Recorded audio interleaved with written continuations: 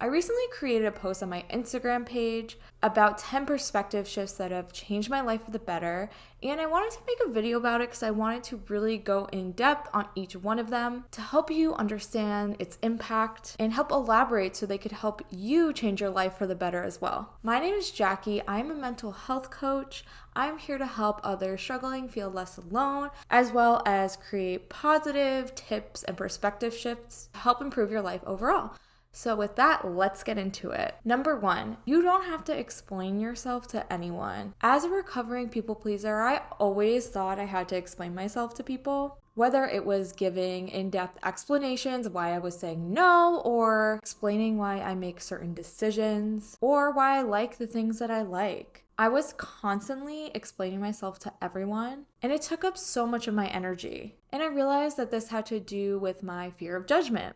But one day I realized that I literally don't have to do this, and neither do you. We don't owe explanations to anyone. You can live and make decisions just for the sake of doing it. Not everything has to have this drawn out reason. Number 2, stop taking everything so personally. This is a big one that is a little more recent for me. I used to take everything personally, whether that was not getting invited to a lunch, overanalyzing a social media post thinking of ways it could be a dig at me, or getting rejected in my business. It was a big shift when I realized the actions of other people have 1,000 reasons behind them that have nothing to do with me.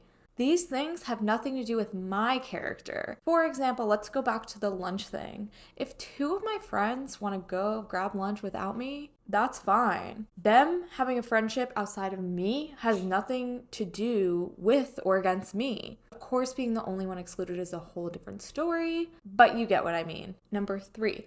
Time is an illusion. Don't get obsessed with deadlines. This is one I'm kind of actively working through, to be honest, but I think I've done a really good job of letting go of this. As humans, we naturally beat ourselves up and think thoughts like, oh, I thought by this age I thought I would have been married and making more money and blah, blah, blah. Or think, I hope I'm making 6 figures in my business next year so that I could go full-time in my business, or whatever that goal may be. And how I've learned to take the pressure off myself with deadlines in my mind like this is to say to myself, who cares if you accomplish this by next year? Time literally means nothing but the pressure we put on ourselves. You have all the time in the world to achieve your goals. The only one putting pressure and making yourself feel bad about these deadlines is you.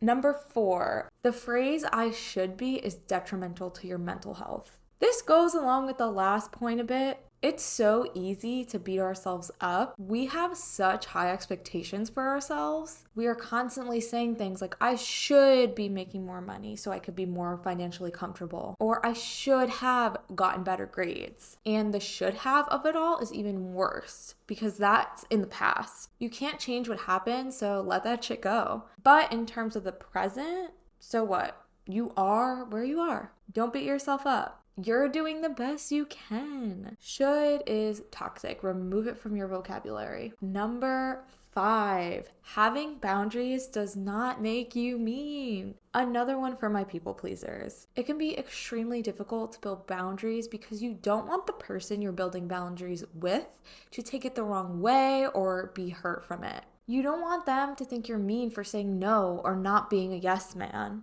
or standing up for yourself and communicating your boundaries. But I'm telling you, you have to protect your energy. You deserve to. Boundaries do not make you mean. They make for healthy relationships and a better mental health. And it doesn't really have to be that dramatic either. It can be as simple as, hey, I'm not comfortable with that. Can you stop? Anyways, that's it for part 1. Stay tuned for part 2. Subscribe, hit that notification bell so you can know about it right away. And I will see you soon for part 2. Love you.